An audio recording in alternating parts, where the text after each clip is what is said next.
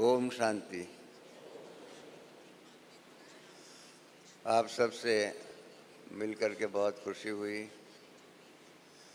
क्योंकि मैं भी आप सब सरीखा एक पुरुषार्थी बाबा का बच्चा हूँ। बाबा जितना पुरुषार्थ कराते, जितना कहते हैं, उसको धारण करने का प्रयत्न करता हूँ। और इसलिए बहन ने जो बताया परिचय, वो तो ऑक्सिलरी है, अलंकारिक है। वास्तव में तो सच्चा परिचय तो यही है कि रमेश भाई भी एक आत्मा है, जैसे आप सब भी आत्मा हो। और हम सब मिलजुल कर प्यारे बाप दादा को प्रत्यक्ष करके नई दुनिया का कारोबार सिद्ध करने का प्रयत्न करने का है। और इसी के बीच में आप जानते हैं आज का विशेष दिन क्या है। कईयों का कल फोन भी आया, कईयों ने कहा कि हम रविवार को ही भोग करने वाले हैं। मातेश्वरी जी का 24 जून को जो अव्यक्त दिन था, कईयों ने सोमवार को तो कठिन होता है, रविवार ज़्यादा होता है। इसी हिसाब से आज ही मैं समझता हूँ 80-90% सेवा केंद्रों के ऊपर मम्मा के लिए, मातेश्वरी जी के लिए भोग लगाया गया है। और यहाँ तो लगाया जाएगा, कई जगह पर सुबह होता है, कई जगह पर शाम को भी होता है। बाकी 8-10% शायद हो गए ऐसे जिनके पास कल सुबह भोग लगेगा। तो इसलिए सबसे पहला तो हम मातेश्वरी जी को ही याद करें, क्योंकि उनके साथ रहने का और उनकी पालना प्राप्त करने का बहुत हमको अच्छा सौभाग्य मिला हुआ था। मैं उनका ही अनुभव थोड़ा सुनाता हूँ। हमने मातेश्वरी जी को 1953 में बॉम्बे में देखा। बॉम्बे में मातेश्वरी जी आए थे, 2 या 3 दिन रहे हुए थे। हमारे नज़दीक एक श्याम निवास करके एक मकान है, वहाँ पर किसी के फ्लैट के अंदर जो उन्होंने दिया था यूज़ करने के लिए, वहाँ रहे थे। और मैं 3 दिन में से 1 दिन वहाँ गया था। पहली बार मातेश्वरी जी को देखा तो घर में आने के बाद मैंने हमारे लौकिक माता जी को कहा कि ये मातेश्वरी जी सिंधी है या पारसी है। ये पहला मेरा प्रश्न उनके लिए हुआ, क्योंकि वो साड़ी जो है ना, हमारे महाराष्ट्र बॉम्बे के अंदर पारसी बहनें जो पहनती है ऐसे एकदम लंबी रखती है आगे की बात, और इस प्रकार से जो होता है वो उस प्रकार का उनका रहना करना था, साड़ी पहनने का था। तो हमारे लौकिक माता ने कहा कि वो बॉम्बे में रहे हुए और पारसी स्कूल में पढ़े हुए हैं, पढ़ाई किया हुआ है, उसके कारण इन्होंने भी ये इस प्रकार के साड़ी पहनने का सिस्टम बनाया। बाकी तो थे और है भी सिंधी, और सिंधी के ही रहने वाले हैं। उनके पिताजी बॉम्बे में रहते थे, इसके कारण बॉम्बे में पढ़ाई लौकिक बचपन की हुई। और फिर पिताजी के शरीर छूटने के बाद वो कराची गए, वहाँ पर भी कुंदलमल हाई स्कूल है, उसके अंदर भी मातेश्वरी जी और दादी प्रकाश मणि आदि पढ़ते थे। और वहाँ ही उनके माताजी का ख्याल था कि मैं यहाँ आई हूँ तो उनकी शादी करने का प्रोग्राम बना दें। तो इसके लिए उनका ये लड़का ढूंढ रहे थे। इतने में किसी ने कहा कि ब्रह्मा बाबा से आप मिलो। तो ब्रह्मा बाबा से मिले और ब्रह्मा बाबा ने उनको बताया कि जीवन की वास्तविकता क्या है, जीवन की सत्यता क्या है, जीवन की सार्थकता क्या है, और जिसके आधार पर जीवन सफल कैसे हो सकता है। वो सारी बातें 15-20 मिनट 25 मिनट में बाबा ने समझाई। और उसी टाइम पर मातेश्वरी जी ने नक्की किया कि हम इस प्रकार के ईश्वरीय ज्ञान के आधार पर अपना जीवन व्यतीत करेंगे। उस प्रकार से उन्होंने अपनी माताजी को भी बताया, और उनकी माताजी भी बाद में ज्ञान में चली। उसकी बहन जो है, उसकी माताजी का नाम रोचा था, और इसकी एक बहन थी जिसका नाम था पार्वती। तो पार्वती बहन भी बाद में जब सब हिंदुस्तान आ गए तो पार्वती बहन पुणे में रहती थी। मातेश्वरी जी की माताजी भी जो है वो पार्वती बहन के साथ में रहती थी, रोचा बहन भी।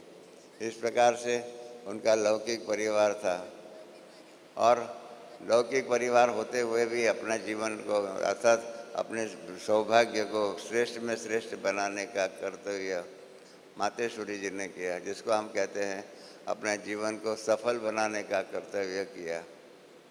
कई बार मैं अपने मन में प्रश्न पूछता हूँ कि मुझे ब्रह्मा बाबा प्यारा है ज़्यादा या मातेश्वरी जी प्यारी है। तो कई बार दिल से आवाज़ यही आता है कि बाबा जो है वो तो बहुत अनुभवी रथ था, व्यापार किया हुआ था, राजा महाराजाओं के साथ उनका संबंध था, अपने पास धन भी था, अपने पास परिवार भी था, सब कुछ था। और उसके ऊपर शिव बाबा का रथ भी बना और उसके कारण बाबा के लिए जीवन बनाने का पुरुषार्थ काफ़ी सरल हो गया था। जबकि मातेश्वरी जी जो है उनका जो जीवन जो है सफल बनाने के लिए उनको काफ़ी संघर्ष करना पड़ा। जैसे मैंने बताया उनके पिताजी शरीर छोड़ दिया था तो इसके कारण काफ़ी साधारण परिवार के रूप में बन गए थे, आमदनी कम हो गई थी। और इसके कारण मम्मा से मातेश्वरी जी से हमने पूछा भी था कि आपने अपना कितना धन सफल किया। तो मातेश्वरी जी ने बताया कि मैंने खास कोई धन नहीं किया क्योंकि माताजी के पास क्या था और माताजी को अपना भी जीवन व्यवहार करना था, इसलिए खास नहीं था। इसलिए मेरे को लगा, ऐसा लगा और आप सबको बताऊं कि आप सबने भी अपना जो जीवन का जो तन मन धन में से जो धन जो सफल किया हुआ होगा वो कम से कम मातेश्वरी जी के ने अपना जो धन जो लौकिक धन जो सफल किया इनसे आप सब ने ज़्यादा किया हुआ होगा। परंतु हैंडीकेप रेस के अंदर धन अकेली जीवन की सफल यात्रा में नहीं काम में आता है, और भी कई बातें जीवन की सफलता के अंदर काम में आती हैं। मम्मा पीछे से आई, थोड़ी देरी से आई, उसके पहले कई बहनें यज्ञ चंबाल दीदी चलाती थी। मातेश्वरी जी को भी 7 दिन का कोर्स जो है वहाँ पर उस टाइम पर कराची हैदराबाद में किकनी करके एक बहन थी वो रहती थी। किकनी बहन ने मातेश्वरी जी को 7 दिन का कोर्स कराया। इस प्रकार से एक बहन के द्वारा शिक्षा प्राप्त करके मातेश्वरी जी रेगुलर आने लगे। उसमें से बाबा ने उनको परख लिया और उनको ओम राधे के रूप में बना करके कारोबार के लिए निमित्त बनाया। और जब बाबा समर्पित हुए तब मातेश्वरी जी की मातेश्वरी जी को कमेटी का हेड बना करके फिर कारोबार शुरू किया। और इतने में बाबा कश्मीर गए, 3-4 महीना कश्मीर में रहे। तो 3-4 महीना बाबा ने मातेश्वरी जी को ही यज्ञ का कारोबार संभालने के लिए अनेक प्रकार की सुविधाएं दी, अनेक प्रकार की डायरेक्शन दिया। और इस प्रकार से बाबा कश्मीर में थे और मातेश्वरी जी यहाँ पर संभाल रहे थे। और उसके आधार पर क्या हुआ कि सबको संतुष्ट करने की कला मातेश्वरी जी के अंदर आ गई। सबका सुनना और सुन कर के सबको साल्वेशन देना, सबको कारोबार में मदद करना, इस प्रकार से होता था। तो इसलिए हमने आपको बताया कि हमने 1953 में पहली बार मातेश्वरी जी को देखा। फिर 57 में अक्टूबर या नवंबर के अंदर बॉम्बे में बाबा मम्मा दोनों 4.5 महीना आए थे बॉम्बे में। तब हमने निमंत्रण दिया था, इसके कारण मैं स्टेशन पर गया था। मेरी कार में मैं कार चलाता था, एक साइड में ब्रह्मा बाबा बैठे थे, दूसरे पीछे की सीट में हमारी लौकिक माता जी बैठी थी और दूसरी साइड में मतलब मातेश्वरी जी बैठे थे। तो इस प्रकार से बाबा मम्मा बॉम्बे में आए और उनके आधार पर जहाँ पर रहे, वेस्टर्न कोर्ट करके बिल्डिंग था उसमें रहे। और उसके आधार पर रोज़ सुबह मातेश्वरी जी की, बाबा की मुरली से पहले मातेश्वरी जी आते थे और 10-15 मिनट बाबा की मुरली वो सुनाते थे और उसके बाद बाबा आते थे और उस प्रकार से कारोबार होता था। कई बार बाबा मम्मा को कार में घूमने के लिए लेके जाना हुआ। इस प्रकार से कई बार उनके साथ भोजन करने का अवसर मिला। इस प्रकार से कई बातें सीखने को मिली कि कैसे समय को सफल करना होता है। सारा दिन मातेश्वरी जी अपना कारोबार करते थे। कागज़ भी होता था, बाबा कागज़ लिखते थे, उसके अंदर साइड में जगह होती थी। तो मम्मा मातेश्वरी जी कहते थे कि ये कागज़ क्यों वेस्ट होना चाहिए। तो 99% मातेश्वरी जी किसी को भी पत्र लिखना होगा तो बाबा के पत्र के अंदर ही साइड के अंदर लिख कर के वो पत्र भेजते थे। तो इससे मालूम पड़ता था कि बड़े बड़े अक्षरों में बहुत जगह घेरने वाला अक्षर जो था वो बाबा का था और उसके बाद में छोटा अक्षरों में मातेश्वरी जी का था। मातेश्वरी जी को गुरुमुखी ज़्यादा अच्छी आती थी, इसलिए वो सिंधी में नहीं लिखते थे, वो गुरुमुखी में लिखते थे और बाबा सिंधी में लिखते थे। इस प्रकार से दोनों के बीच में कॉन्ट्रास्ट भी था। और फिर 4.5 महीने के बाद बाबा मम्मा बॉम्बे से आबू चले गए। उसके बाद तो संपर्क खास रहा नहीं, मैं भी अपने लौकिक कारोबार में व्यस्त हो गया था। उसके बाद हम लोग ने नक्की किया 61 में के अप्रैल या मई महीने में कि हम लोग आबू जाएंगे। जब हम आबू गए तो हमारा सारा परिवार गया हुआ था, तो आबू में गए तो मालूम पड़ा कि मातेश्वरी जी नहीं थे। मातेश्वरी जी नहीं थे तो हमने कहा ठीक है, बाबा के साथ हम बैठते थे, खाना पीना घूमना फिरना सब करते थे। इतने में 3 दिन के बाद मातेश्वरी जी आए तो एकदम सुंदर रूप में उनका स्वागत हुआ। बहुत ही अच्छी रीत से मम्मा ने अपना कारोबार किया। और रात्रि क्लास के अंदर जब मातेश्वरी जी आए तो इन्होंने उनका जो कारोबार था वो उठा लिया था। मम्मा का कारोबार था रोज़ रात को क्लास के अंदर कचहरी करने का। ये बहुत सुंदर विधि है कि रोज़ के रोज़ की जो गलतियां जो है खुद ने अनुभव किया या खुद ने किया या दूसरे की नोट किया, वो सारा ही रात्रि क्लास के अंदर सब एक दूसरे को बता देते थे, मातेश्वरी जी को बता देते। इसके कारण क्या था, कहीं कहीं बातें ऐसी होती थी कि जो मिसअंडरस्टैंडिंग की होती थी या इन्फॉर्मेशन नहीं होने के कारण होती थी, ऐसी होती थी। 90% तो ऐसी ही छोटी छोटी बातें होती थी जो मिसअंडरस्टैंडिंग या नॉन कंप्लायंस ऑफ इंफॉर्मेशन आदि के द्वारा होता था और मातेश्वरी जी उस फैसला करते थे। तो हमने देखा कि जिस दिन रात हापुड़ आदि जो पंजाब आदि का चक्कर लगा करके मातेश्वरी जी आए, उसी दिन रात को भी उन्होंने अपना कारोबार जो था उठा लिया। और हमने देखा कि जब उसी रात को मातेश्वरी जी के मुरली के क्लास बाद बाबा आए तो बाबा ने आकर के पहले ही सवाल पूछा कि मम्मा कचहरी किया क्या? तो मातेश्वरी जी ने कहा हाँ क्या किया।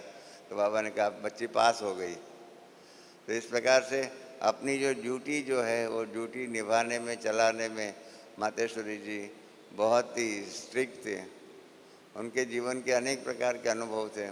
मैं वही बता रहा था, हापुड़ आदि से मातेश्वरी जी आए, इन्होंने हापुड़ आदि का समस्या का बताया कि कैसे आर्य समाजी आदि जो भी है हापुड़ में तंग करते हैं,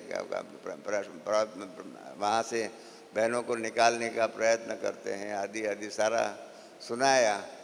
तो सारे क्लास के अंदर सुनाया।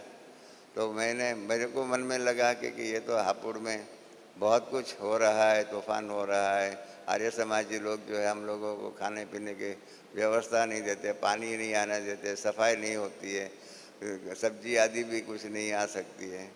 ऐसे कारोबार के अंदर कैसे रहा जाएगा और कितनी समस्याएं होंगी। तो उसी दिन रात को जब बाबा मुरली क्लास में मम्मा से ये सुना तो दूसरे दिन हमने बाबा मम्मा दोनों को ही पूछा कि बाबा, और मातेश्वरी जी को पूछा कि ये जो हापुड़ में हंगामा हो रहा है उसके कारण आपके मन में कोई उसके बारे में चिंता तो नहीं होती है कि ये क्या हो रहा है, कैसे हो रहा है, क्यों हो रहा है? आप जानते हैं हमारे पास तो एक बहुत लंबी क्यों होती है, क्या क्यों कैसे कौन करेगा कैसे क्या होगा, इस प्रकार के अनेक प्रकार के प्रश्न हमारे दिल में उठते ही रहते हैं। तो हमने बाबा को मम्मा दोनों को पूछा कि आपके दिल में मन में हापुड़ के बारे में कोई चिंता, उसका टेंशन इसके आदि कुछ नहीं आता है? बाबा ने बहुत सुंदर जवाब दिया और वो जवाब जो है मैंने अपने जीवन के अंदर भी धारण किया। बाबा ने कहा कि बाबा को कोई प्रकार की फिक्र नहीं होती, कोई चिंता नहीं होती है, क्योंकि बाबा जानता है, आप सब हम सब जानते हैं, परंतु बाबा ने उस जो जानते थे बाबा उसको जीवन में धारण किया था। हम लोग सिर्फ सुनते रहते हैं, मुरलियों में सब बातें सुनते हैं, परंतु उसको जीवन में धारण करने का पुरुषार्थ हमारे से नहीं होता है। इसलिए क्या होता है, हमारी कथनी और करनी में, आप सब अनुभवी हैं, हमारी कथनी और करनी में थोड़ा फर्क हो जाता है। तो बाबा ने यही बात कही कि नहीं, मैंने जो सुना कि ऐसे ऐसे हापुड़ में हुआ, मैंने कहा ठीक है। बाबा ने कहा मैंने एक जीवन का एक लक्ष्य बना दिया है कि जिस प्रकार से 5000 वर्ष पहले स्थापना हुई थी, उसी प्रकार से अभी भी स्थापना हो रही है। तो इस प्रकार से ये स्थापना अभी भी ऐसी हो रही है। उसके आधार पर क्या हुआ कि वो लोग ने, मतलब बाबा मम्मा ने अपने जीवन में कोई भी टेंशन नहीं रखा। हम भी, हमारे पास ज्ञान तो बहुत है, ज्ञान की कमी कहाँ है। ज्ञान के लिए बुलाया जाए तो सभी आकर के लंबे चौड़े भाषण भी कर सकते हैं, सब कुछ कर सकते हैं, परंतु ज्ञान की जीवन में धारणा जो होनी चाहिए, धारणा हम लोग पीछे हट जाते हैं। मम्मा और बाबा वो धारणा के परीक्षा में बहुत पास हो जाते हैं। और उसके कारण क्या हो गया, बाबा ने जब बताया कि जैसे 5000 वर्ष पहले स्थापना हुई थी ऐसे अभी हो रही है, इसलिए बाबा को उसका कोई भी टेंशन नहीं, कोई भी प्रकार की चिंता नहीं, कोई भी मन में शंका नहीं। जो भी होगा, जैसे भी होगा, वो होने वाला जो होगा उसको तो कोई टाल भी नहीं सकता है, परिवर्तन भी नहीं कर सकता है। तो ये बात हम सबको सीखने की है कि जीवन को सफल बनाना है तो धारणाओं को जीवन का अंग बना देना चाहिए, और अंग के आधार पर कारोबार में इसकी मदद भी मिल सकती है। फिर क्या हुआ, हम लोग दूसरी बात करते हैं, स्पेक्युलेशन की बात। ये ऐसा होगा, ऐसा होगा, ऐसा होगा, ऐसा चिंतन करते हैं। मेरे को क्या हुआ, दूसरे दिन बाबा ने मुझे बुलाया, कहा कि तेरे मन में बहुत प्रश्न है, तुमने बहुत डिबेट किया है बहनों के साथ, तो तुम मातेश्वरी जी के साथ तुम और उषा बैठो और मातेश्वरी जी को जो भी प्रश्न है आप पूछो और उनसे मातेश्वरी जी से समाधान ले लो। हमने कहा भले आप कहते हो तो बैठते हैं, बाकी अभी हमारे मन में कोई प्रश्न नहीं। पहले 61 पहले था, अब वो सब प्रश्न जो है दूर हो गए हैं। फिर भी बाबा ने कहा बैठो तो बैठने से कई प्रकार के फायदे हो जाएंगे। तो दूसरे दिन, मतलब उसी दिन शाम को मातेश्वरी जी के साथ बैठना हुआ हमारा और उषा का। तो हमने मम्मा को, मातेश्वरी जी को पूछा कि हमको तो और कोई प्रश्न नहीं है, पर एक बात अभी तक समझ में नहीं आई है कि हम सबको यही बताया गया है सेंटरों के ऊपर कि ये जो संदेशी जो है ध्यान में जाती है, ये 61 की बात है, आज की दुनिया की बात नहीं। आज तो बहुत कुछ ज्ञान सिंप्लीफाइड और क्लैरिफाइड हो गया है, और वो परंतु उस टाइम पर तो कई बातें इनकम्प्लीट थी। तो इससे इनकम्प्लीट एक बात थी कि ये ध्यान में बहनें कैसे जाती हैं। उस टाइम पर यही मानते थे कि बहन जी जो होती है उनके जो ध्यान में जाती है, उनका आत्मा जो है शरीर छोड़ करके वो सूक्ष्म वतन में जाती है, और सूक्ष्म वतन में जा कर के अव्यक्त बाप दादा से मिल कर के आती है और संदेश लेके आती है, वहाँ भोग खिला करके आती है, आदि आदि बातें थी। तो मैंने मातेश्वरी जी को एक ही सवाल पूछा कि ये आत्मा शरीर छोड़ करके कैसे जा सकती है, क्योंकि एक बार शरीर छोड़ा तो शरीर के जो भी अंग है, जो भी ब्लड का फ्लो होना, हृदय का धड़कन होनी चाहिए, और सारी जो भी बातें जो है, जब तक आत्मा शरीर में है तब तक सारा कारोबार चलता है। आत्मा जैसे शरीर छोड़ देंगी तो ये शरीर का कारोबार कैसे चलेगा, और अगर वो शरीर का कारोबार बंद हो जाए तो आत्मा उसमें प्रवेश करे तो शरीर कैसे उसको रिस्पॉन्ड करेगा। मातेश्वरी जी ने कहा कि अब तक तो हमको यही समाचार संदेश ज्ञान मिला हुआ है कि संदेश ही जाती है। आप एक प्रश्न जो है रात को बाबा को सुना देना। तो रात को फिर हमने बाबा का, रात की क्लास में बाबा से हमने पूछा कि बाबा ये संदेशी कैसे जाती है वतन में, क्या करती है, उस टाइम पर उनके शरीर की अवस्था क्या होती है। तो बाबा ने कहा कि ठीक है बच्चे, मैं कल सुबह बाबा को बाबा की मुरली में इस प्रकार से सब बातों का जवाब दूंगा। तो इस प्रकार से मातेश्वरी जी ने कोई भी प्रकार का स्पेकुलेशन नहीं किया। बाबा हम बच्चों को सिखाते भी है कि कई बार आपके सामने बड़े बड़े प्रश्न आते होंगे, हम लोग क्या करते हैं, खुद ही इसको सॉल्व करने का प्रयत्न करते हैं। और बाबा कहते हैं कि नहीं, ऐसा नहीं करना चाहिए, आपको कहना चाहिए कि ये बात जो है हमारे बड़ों से पूछिए, मेरे बड़ी दीदी से पूछिए, बड़ी बहन जी से पूछिए, कहीं ज़रूरी होता हो तो यज्ञ से भी पूछिए। इस प्रकार से पूछने को कहते हैं।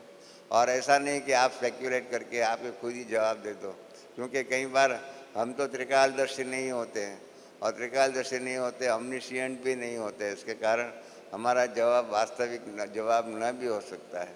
और उसके कारण हम सबको बाबा कहते भी है कि आप अपने बड़ों से राय करके कारोबार कीजिए तो अच्छा होता है। बाकी हम आपने पूछा कि संदेशी का रोल क्या है, कैसे जाती है, कैसे आती है, उसके बारे में स्पेक्यूलेट किए बिना उनको कह दिया कि बाबा इसके जवाब दे देंगे।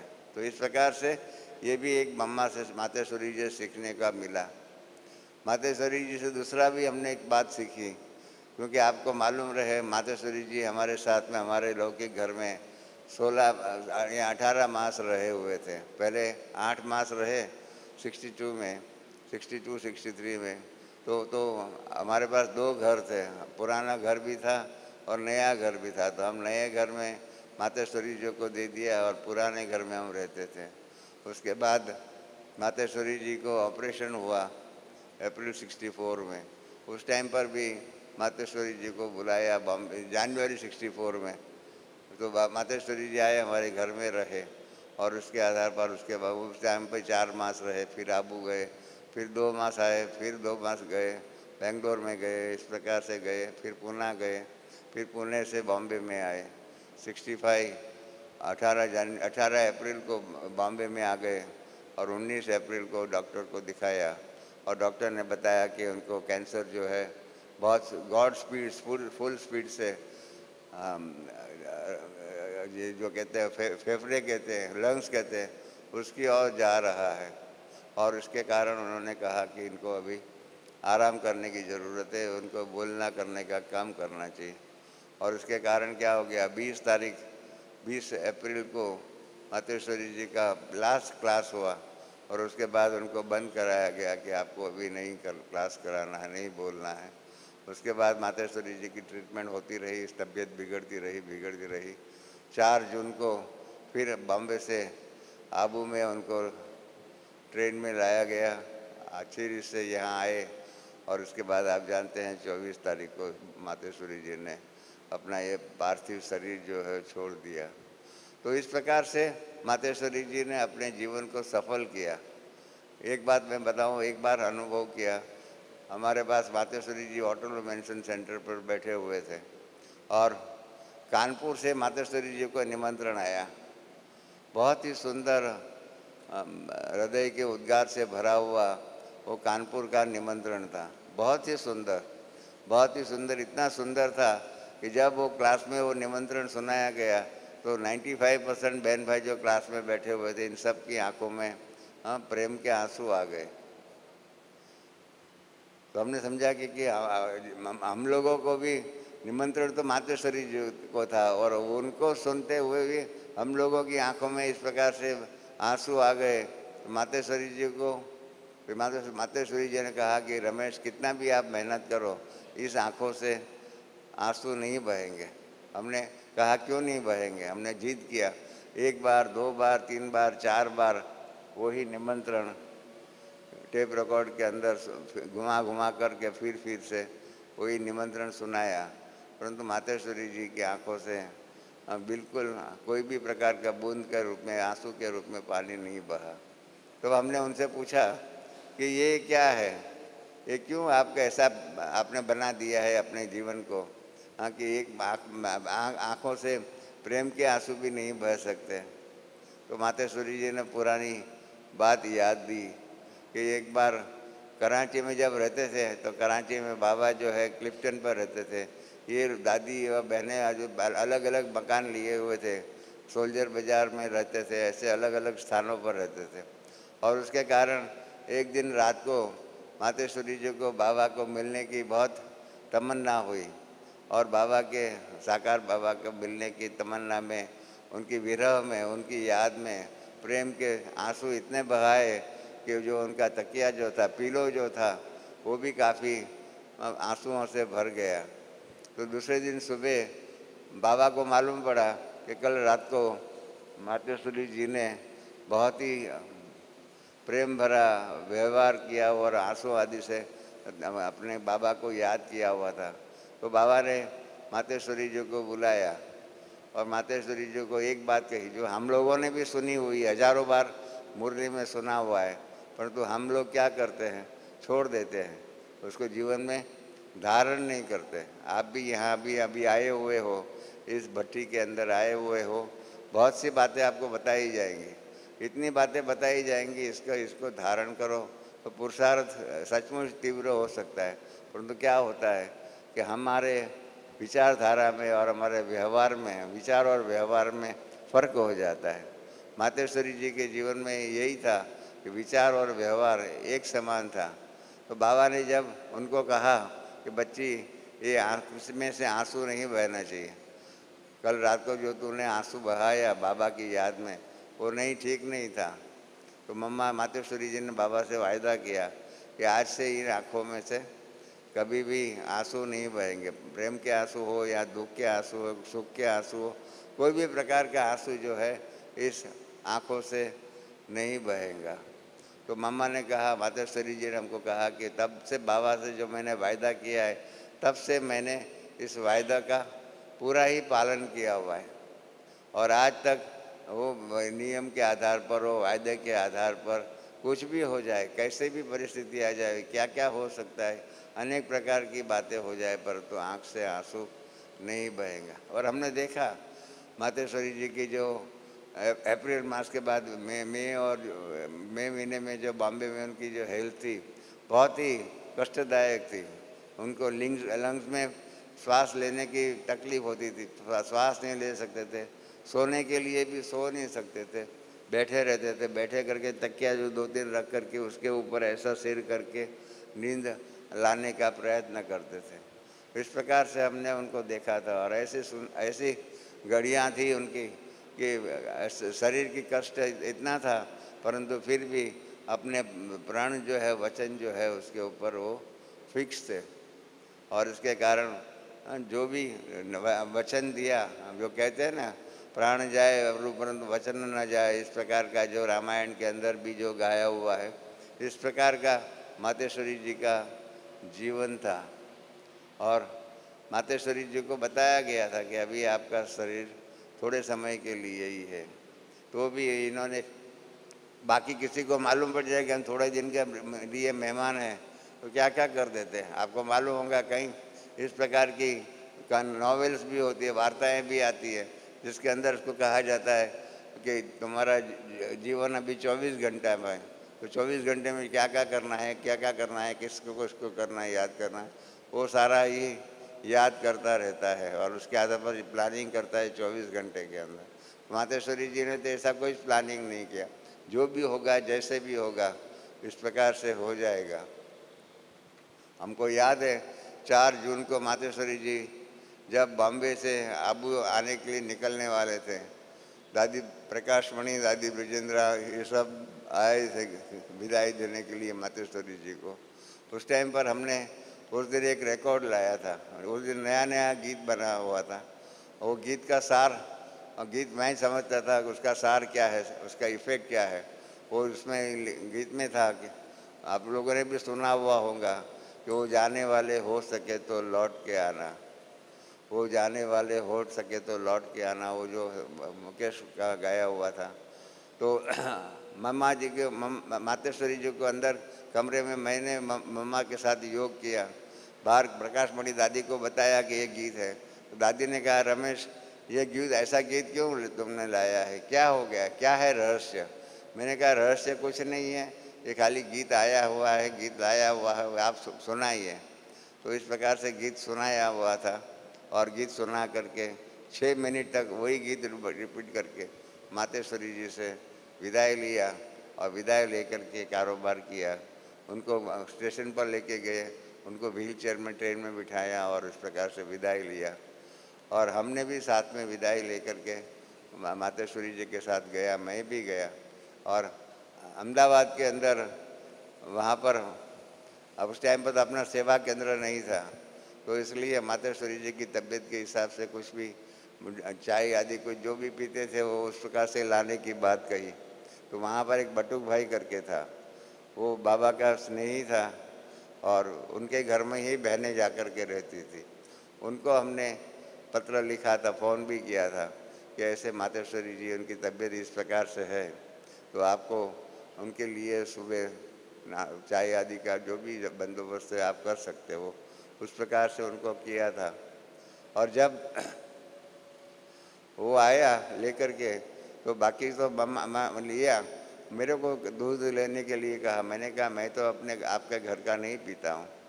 तो मातेश्वरी जी ने हमको कहा कि आप क्यों नहीं लेते हो। मैंने कहा कि हमारे पास, हमने हमारे गुजरात में अभी तक इतनी सेवाएं नहीं किया है कि आप इतनी तबीयत नाजुक होते हुए भी आप अहमदाबाद क्रॉस करते हो और हम आपको कुछ नहीं, यज्ञ का पवित्र भोजन या पवित्र अन्न या तो दूध आदि या चाय आदि दे सकते हैं। तो मेरी आंखों में भी पानी आ गया। तो मम्मा ने कहा ऐसी कोई बात नहीं है रमेश जी। मम्मा ने उसे वरदान दिया कि एक ज़माना ऐसा आएगा कि अहमदाबाद ही इस प्रकार से जो भी क्रॉस करने वाले हो गए रास्ता, क्योंकि अहमदाबाद तक ब्रॉड गेज थी और अहमदाबाद से आबू मीटर गेज थी, तो सबको ट्रेन बदली करनी ही पड़ती थी। तो मम्मा ने कहा कि अहमदाबाद में सबको इस प्रकार की सुविधा मिल जाएंगी। और इस प्रकार से मम्मा ने जो वरदान दिया उसके आधार पर अहमदाबाद के अंदर सेवा केंद्र भी खुल गया। और आज तो आप सब जानते हैं कितनी अच्छी सेवा अहमदाबाद में हुई। मैं ऐसा ही हमेशा ही मानता हूँ कि गुजरात की जो ईश्वरीय सेवा जो है, ये गुजरात की ईश्वरीय सेवा मातेश्वरी जी के वरदान के आधार पर ही हुई कि कैसे अहमदाबाद के प्लेटफॉर्म पर इन्होंने हम अहमदाबाद की भविष्य की सेवा को ध्यान में रखते हुए ये वरदान दिया कि ऐसा ऐसा हो सकता है। और शुरू में तो यही हुआ था, अहमदाबाद के अंदर सेवा केंद्र से जो भी क्रॉस करते थे उनको इन्फॉर्म करते थे, वो लोग चाय नाश्ता आदि सब लेके आते थे। आप सबको मालूम होगा जो पुराने भाई बहन हैं, जब अहमदाबाद में क्रॉस करना पड़ता था, मुझे याद है एक बार हुबली के बहन भाई आ रहे थे, 400 लोग थे एक ट्रेन में, 400 लोग। उन्होंने 400 लोगों ने इन्फॉर्म किया था कि हम लोग 400 लोग आ रहे हैं, इसके लिए खाना पीना लाना। तो बराबर सरला बहन ने रात को 2 बजे से उठ करके अपने साथियों को तैयार कर करके, क्योंकि सुबह सुबह गाड़ी आ जाती थी और फिर 1-1.5 घंटे में सामने दिल्ली में या तो जनता में जाना होता था, तो उसके हिसाब से इतना जल्दी चाय बना करके लाना सबके लिए। कोई चाय पीता था, कोई कॉफ़ी पिएगा, कोई दूध पिएगा, कोई क्या खाएगा, कोई क्या खाएगा। इस प्रकार से अनेक प्रकार की बातें बना करके अहमदाबाद में जो मिलती थी उसका कारण मातेश्वरी जी है। और इस प्रकार से मातेश्वरी जी बॉम्बे से आबू में भी आए और इस प्रकार से बाद में तो हमारा मिलना नहीं हुआ, क्योंकि हमने कहा ना कि ये जो जाने वाले हो सके तो लौट के आना। शुरू शुरू में तो हम लोग मानते थे कि मातेश्वरी जी दोबारा इस अपने नए शरीर में नए स्वरूप में आएंगे, हम सबको मिलेंगे करेंगे, हम सब वही बात मानते रहते थे। परंतु बाबा ने बाद में बता दिया कि अभी आप उसको नहीं मिल सकेंगे। तब तक हम मानते थे कि मिल सकेंगे मिल सकेंगे मिल सकेंगे।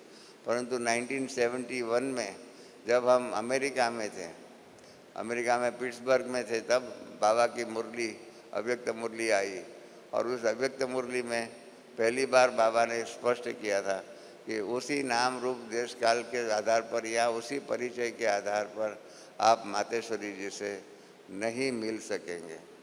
वो हमारे लिए बहुत बड़ा दिल में धक्का लगा कि ये क्या हो गया। हम तो मानते थे कि मातेश्वरी जी अपना नया शरीर लेकर के आएंगी और आकर के यज्ञ का कारोबार, यज्ञ क्या जो भी भविष्य का निर्माण किया हुआ जो भी बातें जो होगी उसको संभालेंगी और यज्ञ को आगे बढ़ाएंगे।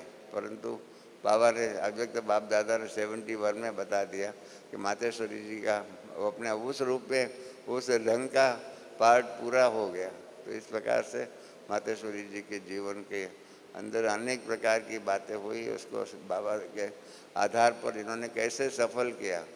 मैंने कहा ना कि एक साधारण घर की कन्या, साधारण पढ़ाई पढ़ने वाली कन्या जो है और साधारण धन का सहयोग देने वाली कन्या, साधारण पढ़ाई करने वाली कन्या, वो कैसे आगे बढ़ कर के जो भी उनसे पहले आए हुए थे बहन भाई, उन सब से आगे जा कर के अपना जीवन को श्रेष्ठ बनाने का जो प्रयत्न किया, जो पुरुषार्थ किया, वही बहुत सराहनीय है। और इसलिए हमेशा ही मेरे मन में मातेश्वरी जी के लिए विशेष स्थान है कि कैसे हम भी, मैंने आपको बताया ना, बाबा के जीवन में तो बाबा के पास तो सब कुछ था, बड़ा परिवार था, धंधा था, व्यवहार था, अनुभव था, बड़े बड़े राजा महाराजाओं के साथ संपर्क था। इस प्रकार से उनका बहुत ही बड़ा कारोबार, विशाल जीवन, विशाल अनुभव था। उसके कंपैरिजन में मातेश्वरी जी सहज रूप में, साधारण रूप में और साधारण घर से निकल के भी इसने ओवरटेक कर दिया। बाबा ने कई बार मुरली में कहा है कि मम्मा ने हमको भी, ब्रह्मा बाबा को ओवरटेक कर दिया, कारण कि वो कुमारी थी और बाबा अधर कुमार थे, इसके कारण कुमारी ने बाबा को भी ओवरटेक कर दिया। इस प्रकार से बाबा उनकी महिमा करते हैं और इसलिए बाबा कहते हैं कि शास्त्रों में गाया हुआ है, पहले लक्ष्मी पीछे नारायण। आप जानते हैं इसका कारण, इस रहस्य यही है कि बाबा मम्मा ने बाबा को कैसे ओवरटेक कर दिया और कैसे आगे का श्रेष्ठ पद प्राप्त किया। तो इस प्रकार से ऐसे मातेश्वरी जी जो है, बहुत कुछ उनके जीवन से सीखने को मिला। मैं आपको 18 मास में जो सीखने को मिला वो कैसे मैं आपको बताऊं। कई बार रात को, रोज़ रात को उनसे बैठते थे। एक दिन आपस में मिलने के लिए कोई आए हुए थे, तो इसके कारण रात को 12:30 बज गए, 12:30 बज गए। और फिर मेहमान गए, तो उसके बाद मातेश्वरी जी अपने कमरे में जा रहे थे, तो मैंने कहा मातेश्वरी जी को, आज तो आप 12:30 तक जागे हुए हैं और अभी जाके आराम करेंगे, तो आज आप 2:30 बजे तो नहीं उठेंगे ना, कितने बजे उठेंगे? तो मातेश्वरी जी ने मुझे बहुत सुंदर एक सवाल पूछा, जो हम सब के जीवन का काम का है प्रश्न, क्योंकि हम सब थोड़ी सेवा करते हैं ना, हाँ, तो थोड़ा देह अभिमान, थोड़ा देह का थकान, ये सब हमारे सामने आ जाता है और उसके कारण क्या होता है, दूसरे दिन का पुरुषार्थ थोड़ा ढीला हो जाता है, थोड़ा पुरुषार्थ कमज़ोर हो जाता है, पुरुषार्थ की स्पीड इतनी नहीं रहती है, उसकी गति प्रगति पीछे रह जाती है। मातेश्वरी जी ने मुझे एक ही सवाल पूछा कि रमेश जी बताओ कि बाबा ने कब कोई मुरली में ऐसा कहा है कि जिस दिन रात को 12:30 बजे तक सेवा किया हो तो दूसरे दिन सुबह का योग नहीं करने का, मुरली नहीं पढ़ने का, आराम करने का, इस प्रकार का कोई भी मुरली में कहा है? तो मैंने कहा नहीं, ऐसा तो हमने कभी सुना नहीं है। तो सुना नहीं है तो फिर क्यों ऐसा करते हो? हमने कहा हम लोग क्या करते हैं, we take it for granted. हम समझते हैं कि बाबा कि इतनी रात को 12:30 बजे तक सेवा किया है तो दूसरे दिन सुबह थोड़ा हमारी दिनचर्या जो होती है वो उसके अंदर ऊपर नीचे कर दे तो अर्जा नहीं है। मतलब हम ही खुद ही अपने कारोबार के अंदर अपने ही निर्णय के आधार पर अपना कारोबार में ऊपर नीचे बातें कर देते हैं। मातेश्वरी जी ने कहा कि नहीं, मैं तो 2:30 बजे जो उठने का है मेरा, तो वो नियम वो रहेगा ही सही। और अंत तक रहा, अंत तक हमारे घर में 4 जून तक रहे, तब तक जितनी भी बीमारी होते हुए भी रोज़ 2:30 बजे उठने का और कारोबार करने का, योग करने का, आदि आदि जो भी कारोबार था वो रेगुलरली करते रहे। एक बार मातेश्वरी जी का गले में टॉन्सिल का ऑपरेशन था, तो हम लोगों ने वहाँ डॉक्टर, एक डॉक्टर है, उनसे काम करवाया, ऑपरेशन करवाया। तो उसने कहा था कि 2 दिन तक आपको बोलना नहीं है। समझो सोमवार को ऑपरेशन हुआ और 2 दिन तक बोलना नहीं था। परंतु क्या करें, उसी दिन रात को उषा को एक गीत गाने का था, दूसरे दिन फंक्शन था राखी का, या याद नहीं, या तो शिवरात्रि का फंक्शन था, मैं समझता हूँ शिवरात्रि का ही फंक्शन था, ऐसा कुछ था। तो उसमें वो एक गीत गाना था जो महात्मा गांधी की आश्रम भजनावली है, उसमें वो गीत है और मथुराबेन खरे ने गाया हुआ है, और जो गीत मातेश्वरी जी कराची और हैदराबाद में भी गाते थे। तो इसलिए उनका ट्यून उनका शब्द स्वरूप जो भी है, जो है वो संगीत जो है वो मातेश्वरी जी को आता था। मातेश्वरी जी को हारमोनियम भी आता था, सितार भी आता था। तो इस प्रकार से मातेश्वरी जी को हमको उषा ने कहा कि ये गीत आपका है, आप जानते हैं उसका ट्यून, हमको स्वर हमको बता दो, तो हमको कल फंक्शन में गाना है। तो हमने ना किया मातेश्वरी जी को, नहीं नहीं नहीं, आपको डॉक्टर ने मना किया है, आज सुबह ही आपका तो टॉन्सिल का ऑपरेशन हुआ है, और टॉन्सिल का ऑपरेशन हुआ है, आप कैसे ये गीत गा करके उषा को बता सकते हैं। मातेश्वरी जी ने कहा नहीं, कोई बात नहीं, सेवा जो है तो सेवा तो करनी ही चाहिए, शरीर का कोई भी समस्या हो उसमें क्या हो गया। और मातेश्वरी जी ने वो गीत जो है कि चढ़्यो रे मोहे आज अलौकिक रंग, इस प्रकार का एक बहुत सुंदर गीत है। वो मथुरा बाई खरे का महात्मा गांधी के आश्रम भजनावली में था, और मातेश्वरी जी खुद भी वो गीत गाते थे। वो मातेश्वरी जी ने गीत गा करके सुनाया। इस प्रकार से होता था। मातेश्वरी जी को डॉक्टर ने बोला था ऑपरेशन के बाद कि रोज़ सुबह उनको पैदल करने के लिए लेके जाने का। तो बॉम्बे के अंदर पैदल कर लिए बाबा को लेके जाते थे। तो बाबा को जब पहले दिन हम पैदल लेके गए ना, तो वहाँ पर कमला नेहरू पार्क है। कमला नेहरू पार्क के अंदर एक लॉन्ग बूट है, जो साकार बाबा को हम लोग लेके जाते थे घूमने के लिए। तो साकार बाबा को दिखाया था, और साकार बाबा वो लॉन्ग बूट के अंदर सीढ़ी चढ़ कर के ऊपर गए और ऊपर से देखा, और उसके आधार पर आप लोगों ने साकार मुरली में पढ़ा होगा कि ब्रह्मा बाबा जो है ना, वो भी एक लॉन्ग बूट है जिसके अंदर जो है परमात्मा की प्रवेशता होती है। इस प्रकार का उनका जो मुरली का भाव जो था वो मातेश्वरी जी को और हम सबको याद था। तो हमने मातेश्वरी जी को बताया कि ये लॉन्ग बूट वही है जिसकी यादगार बाबा के मुरली में आई हुई है कि ब्रह्मा बाबा भी लॉन्ग बूट है, और उनके तन में जा कर के इस प्रकार से ऊपर चढ़ गए। तो मातेश्वरी जी ऊपर चढ़ करके मातेश्वरी जी ने भी कहा जो बाप ने किया वो मैं भी कर रही हूँ। इस प्रकार से बहुत अच्छी इससे बात हो गई। एक बार हम मातेश्वरी जी को पुणे लेके गए थे। पुणे लेके गए तो उस ज़माने में पुणे से थोड़े दूर 18 किलोमीटर दूर या ऐसा कुछ डिस्टेंस था, वहाँ पर खड़गवासला का डैम था। वो खड़गवासला का डैम टूट गया था, तो वो दिखाने के लिए हम लेके गए मातेश्वरी जी को। सुबह सुबह में निकले घूमने के लिए, तो किसी को बताया भी नहीं सेंटर पर, ना कुछ नाश्ता आदि साथ में लिया।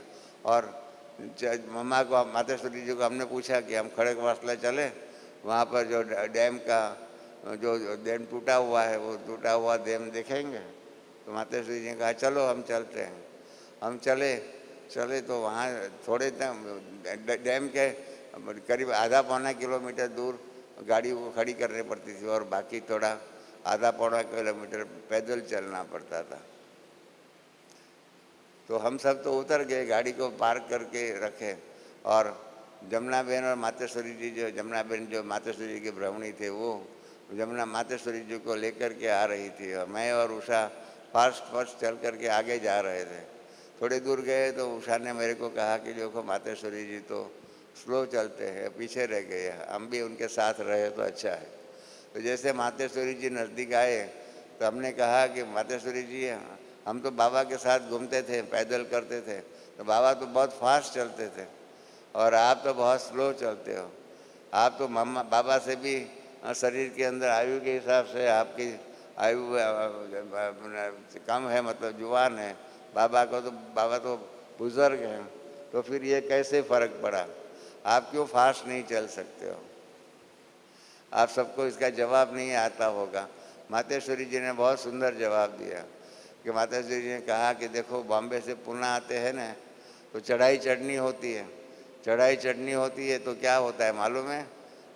ट्रेन के अंदर एक दूसरा इंजन भी लगा देते हैं, और डबल इंजन के द्वारा ट्रेन जो है वो चढ़ाई चढ़ जाती है। तो इस प्रकार से मातेश्वरी जी ने कहा कि ब्रह्मा बाबा को तो अर्जा नहीं है, क्योंकि उसके शरीर में तो डबल इंजन है। आप समझ गए डबल इंजन माना? मातेश्वरी जी ने कहा उनके शरीर में तो डबल इंजन है, इसलिए वो तो फास्ट चल सकते। जैसे पुणे बॉम्बे से पुणे आती है, इंजन 2 इंजन होता है तो ट्रेन फटाफट चढ़ जाती है ऊपर। इस प्रकार से मम्मा ने बताया कि बाबा का भी डबल इंजन वाली है आत्मा है, शरीर है, और मैं तो सिंगल आत्मा वाली हूँ। तो इसलिए मुझे तो चढ़ने में, और मेरा शरीर भी थोड़ा भारी है, तो इसके कारण मुझे चढ़ने में टाइम लगेगा और बाबा फास्ट चढ़ेगा। तो इसलिए बाबा बाबा है, मैं ही हूँ।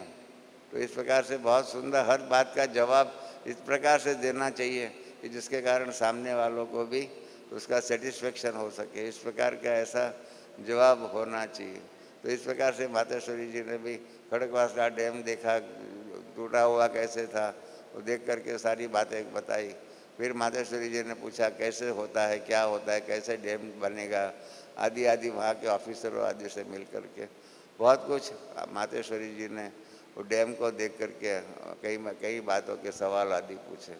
तो ये भी हमको लगा कि बाबा मातेश्वरी जी जब पूछना चाहते हैं, जब जानना चाहते हैं, तो अनेक प्रकार की बातों के आधार पर उनसे पूछ लेते हैं जीवन, और उसके आधार पर व्यवहार में भी आते हैं, और उसके आधार पर मुरली आदि जो चलाते हैं उसके अंदर भी वो बात आती है। मातेश्वरी जी से एक बहुत बड़ी बात हमको सीखने को मिली। मैंने ब्रह्मा बाबा को भी कहा था कि बाबा आप मुरली चलाते हो, इतनी गहन मुरली चलाते हो, तो आप मुरली में, एक मिनट,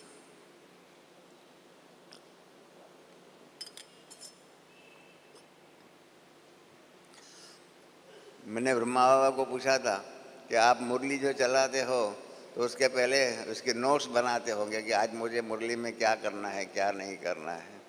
तो मैंने कहा बाबा मुझे आपके वो नोट्स दे दो तो अच्छी बात है। तो बाबा ने कहा क्यों, तुमको नोट्स की क्या ज़रूरत है। मैंने कहा कि आप मुरली चलाते हो तो मुरली लिखने की भी इच्छा होती है, और साथ साथ आपके मुख से किस प्रकार से वाणी का प्रवाह निकलता है, कैसे आप मुरली चलाते हो, वो देखने की भी इच्छा होती है। तो देखता हूँ तो लिख नहीं सकता हूँ, लिखता हूँ तो देख नहीं सकता हूँ।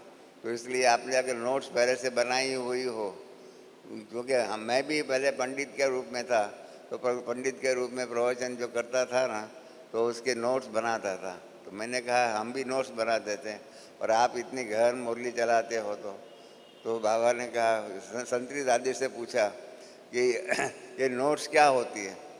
तो मातेश्वर संतरी दादी ने भी मुझे पूछा ये नोट्स क्या होती है। मैंने कहा ये नोट्स कोई वो पैसे के नोट्स की बात नहीं है, ये तो पॉइंट्स की नोट्स उसकी बात है। और फिर समझा कि ऐसे ऐसे नोट्स में पहले से विचार नक्की करके कि इसके ऊपर मुझे आज मुरली चलानी है, तो उसके अलावा प्रिस्क्राइब करते हैं कि आज की मुरली में ये बात कहूँगा। तो फिर बाबा ने समझा, तो बाबा ने कहा कि नहीं, मुझे क्या मालूम, वो तो ज्ञान का सागर जो है वो आकर के सुना के जाता है। और मैंने कई बार मुरली में कहा है कि पहला स्टूडेंट मैं हूँ, अर्थात इस मुख से बाबा बोलते हो और इस कान से वो उस मुख से अव्यक्त बाबा बोलते हो और इस कान से मैं सुनता हूँ। मैं बाबा का पहला नंबर का स्टूडेंट हूँ, इस प्रकार से मैं सुनता हूँ। इसलिए मुझे क्या मालूम कि आज बाबा मुरली में आकर के क्या बताने वाले हैं। और वो तो ज्ञान का सागर है, उसको नोट्स की क्या ज़रूरत है। तो मैंने कहा ठीक है। फिर हमने मातेश्वरी जी जब हमारे घर पे 11 मास 8 मास रहे पहली बार, तब हमने उनको पूछा कि आप मुरली जो चलाते हो मुरली जो चलाते हो तो आप मुरली की पहले नोट्स बनाते हो, क्या करते हो, कैसे इतनी सुंदर मुरलियाँ चलाते हो, कैसे इतने सुंदर लोगों को कन्विंस करने के लिए आपकी विचारधारा होती है। तो मातेश्वरी जी ने बहुत अच्छी बात सिखाई मुझे, मैंने वो जीवन में धारण किया और तब से मेरे को बहुत काम में आती है वो बात। मातेश्वरी जी ने कहा कि नहीं रमेश जी, मैं ऐसा नहीं करती हूँ, ना मैं नोट्स लिखती हूँ, नहीं कुछ करती हूँ, ना उसके ऊपर चिंतन करती हूँ। मैं तो योग में रहती हूँ, और जब बाबा के क्लास के अंदर मैं जाती हूँ तो योग के समय पर बाबा को कहती हूँ, मामा ने कहा कि बाबा ये तन आपका है, ये तन मेरा है, परंतु ये मन और बुद्धि, ये मुख आपका है। आपको इस मुख के द्वारा जो भी बुलाना हो वो बुलाइए, मुझे क्या मालूम ये जो सामने क्लास में बहन भाई बैठे हुए उनको क्या ज़रूरी है वो मुझे मालूम नहीं है, परंतु आप तो जानी जाना ना रहे, तो इसलिए क्लास में बैठे हुए जो भाई बहन जो है उनको क्या ज़रूरत है, उस प्रकार की बातें मेरे मुख के द्वारा आप कहलाएंगे या कहेंगे तो बहुत अच्छा होगा। तो इस प्रकार से माताश्री जी ने कहा कि पहले से चिंतन करके मैं नहीं आती हूँ, अपनी बुद्धि को, अपने मन को, अपने मुख को बाबा को सरेंडर करती हूँ और उसके आधार पर मैं मुरली चलाती हूँ। तो मैंने कहा कि ये तो बहुत कठिन बात है। तो मम्मा ने कहा कि नहीं रमेश जी, ये बहुत आसान तरीका है।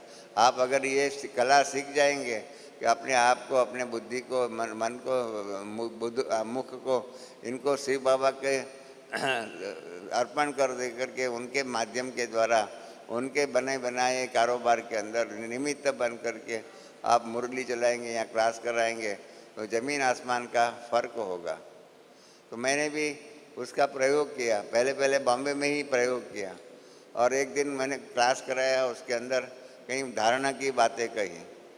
तो और वो क्लास के पहले मैंने मन में बाबा के पास यही याद अर्जी रखी थी कि क्लास के अंदर जो भी भाई बहन आए हुए हैं उनको जो भी ज़रूरत है उस प्रकार की बात हमारे मुख से कराना।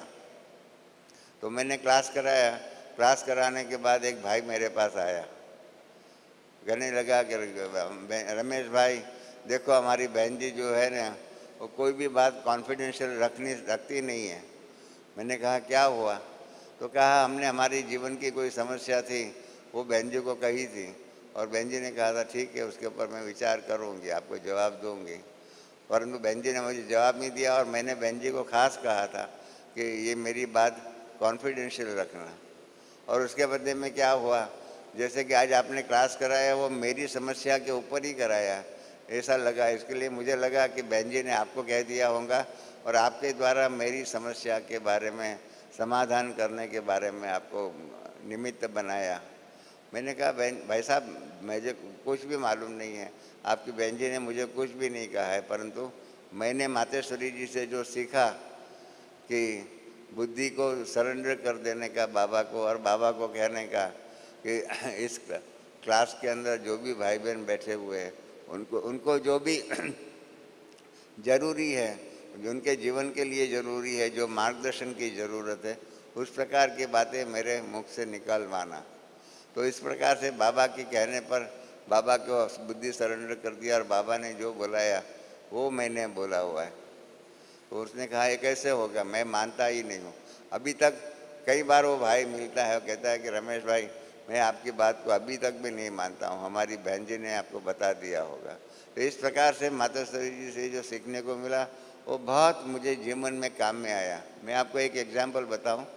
मैं और दादी जी फॉरेन में विदेश यात्रा पर गए हुए थे।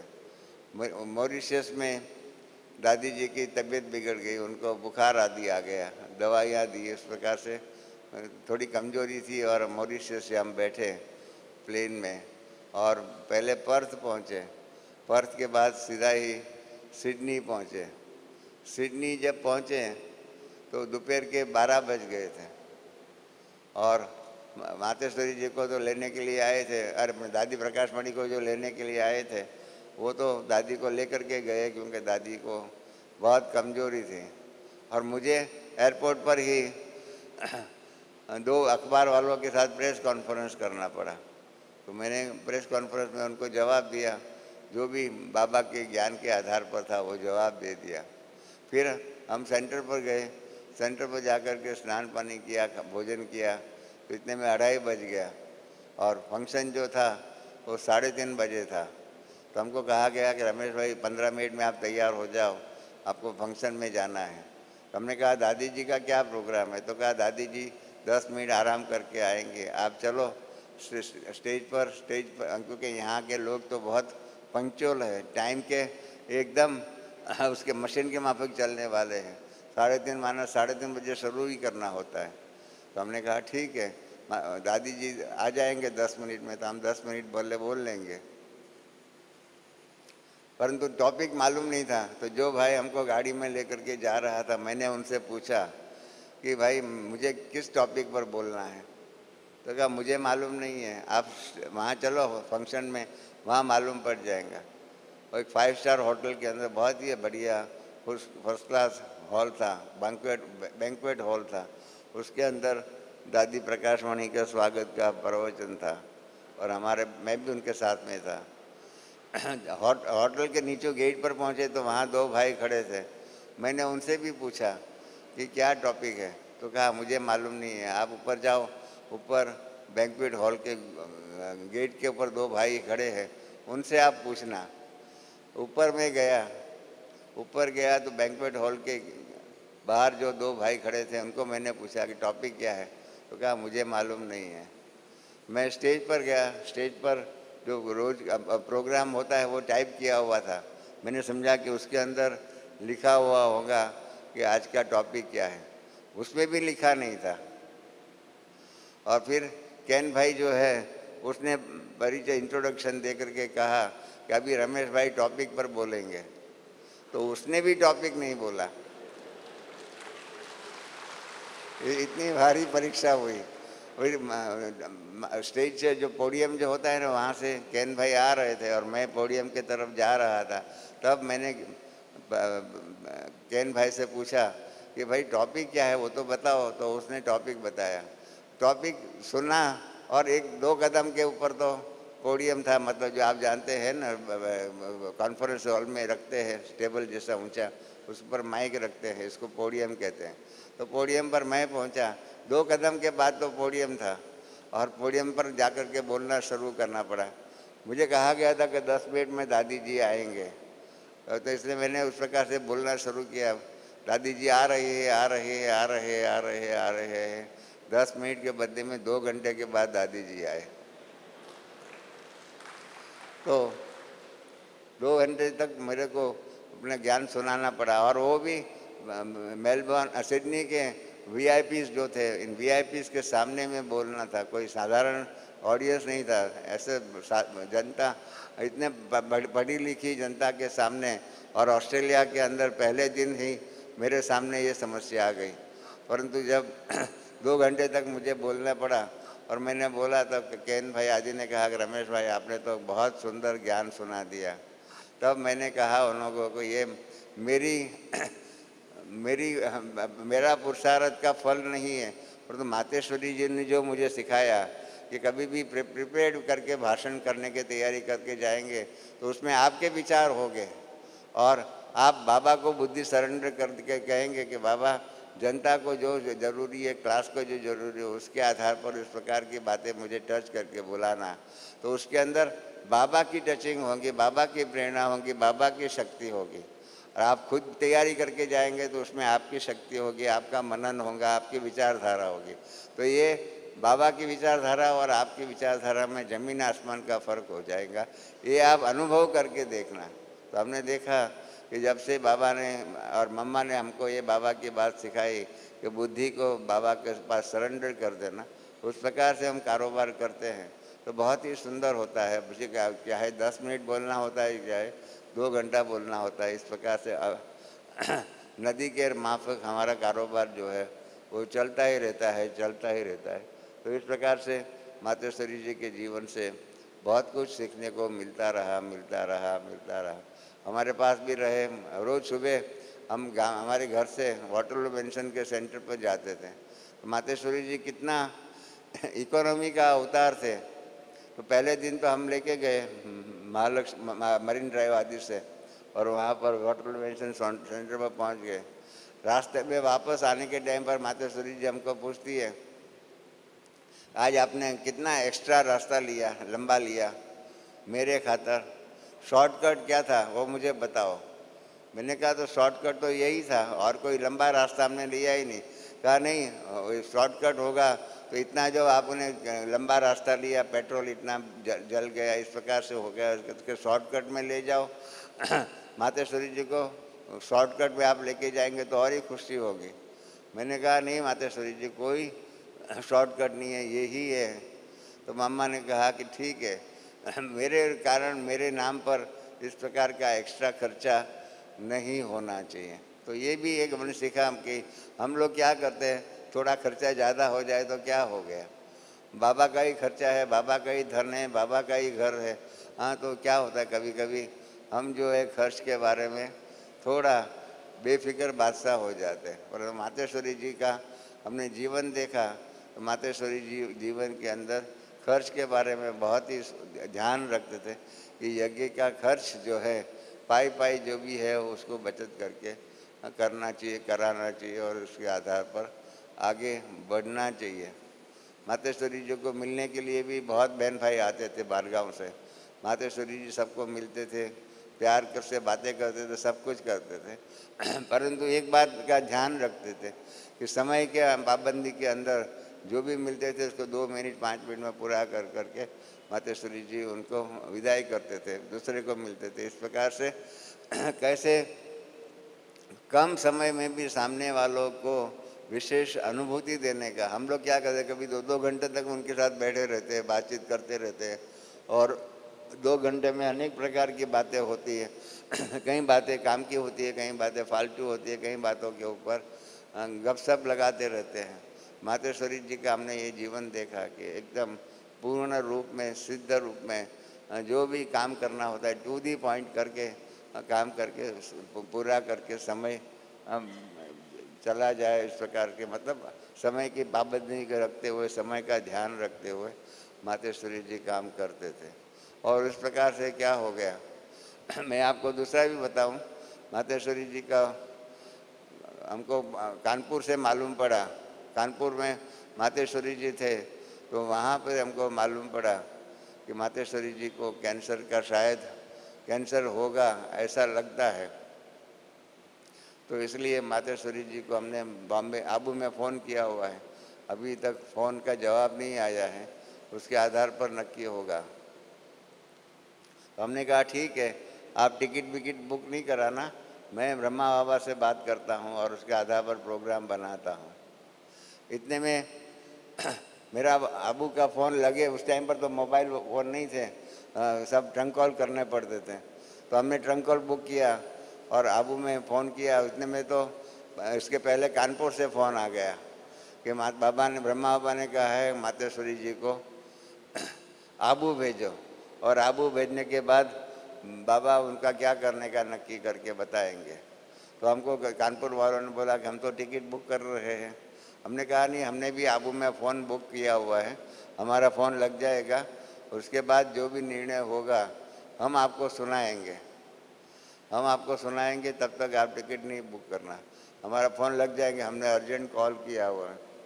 तो इतने में बॉम्बे आबू का भी बाबा का फ़ोन लग गया और बाबा ने कहा कि हाँ, मैंने कहा है कि मातेश्वरी जी को कानपुर से बॉम्बे आबू भेजो, फिर आबू से बॉम्बे में कहाँ जाएंगे।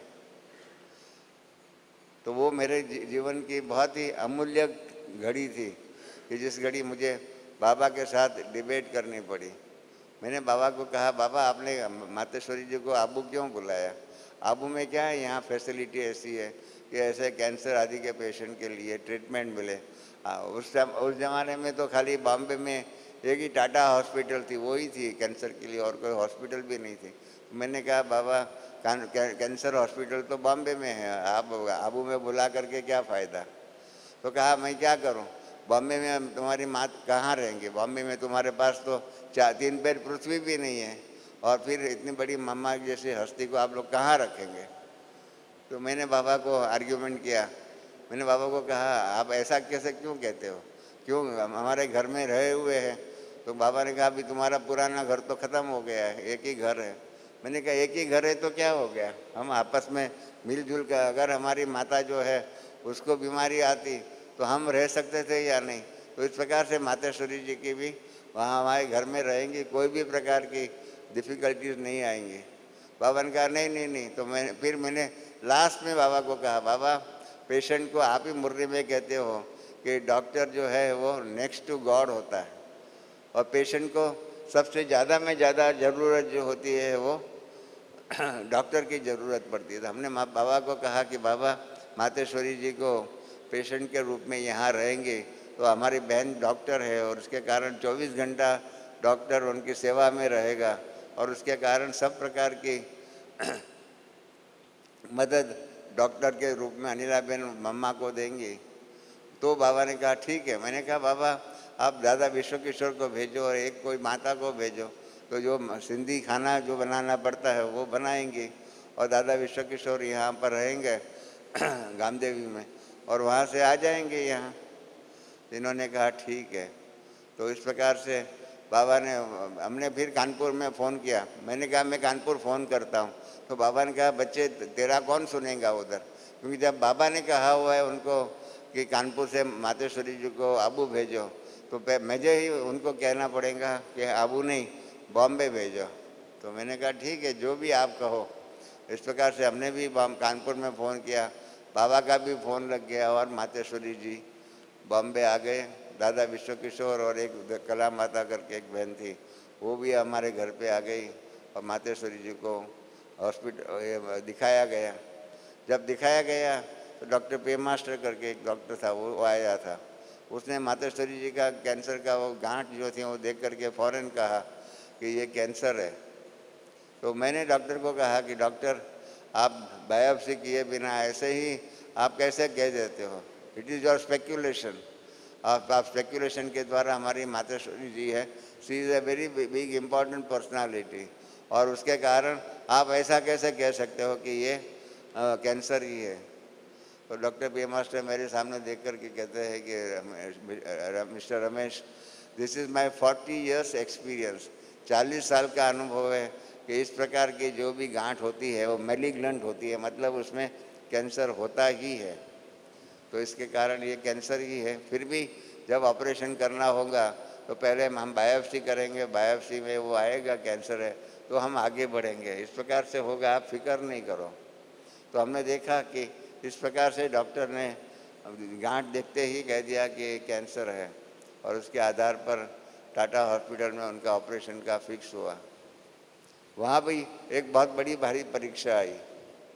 हॉस्पिटल में दाखिल करते हैं ना, तो ऑपरेशन के लिए नज़दीक का रिश्तेदार होता है, वो कंसेंट लेता है कि हमारे पेशेंट को, हमारे रिश्तेदार जो भी है उसको भले आप ऑपरेशन कर सकते हो, ऑपरेशन में कुछ भी हो जाए उसके लिए हम जिम्मेदार हैं, हम आपको जिम्मेदार नहीं कहेंगे।